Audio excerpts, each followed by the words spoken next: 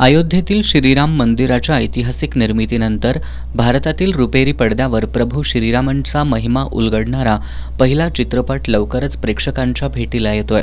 Mission Ayodhya या चित्रपटाच्या माध्यमातून अयोध्येतील प्रभू श्रीरामांना प्रेक्षकांना पाहण्याची संधी पहिल्यांदाच रसिक प्रेक्षक आणि महाराष्ट्रातील रामभक्तांना मिळणार आहे.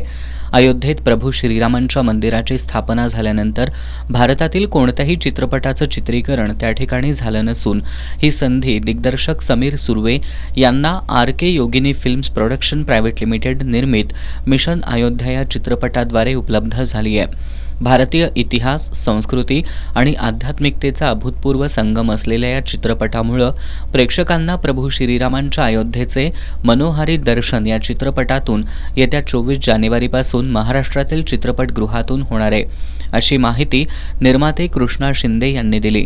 पत्रकार परिषदेला योगिता शिंदे, निलेश देशपांडे, डॉक्टर अभय कामत, सागर गुंजाळ, राहुल कुलकर्णी आणि प्रसिद्धी प्रमुख राम कोंडिलकर उपस्थित होते.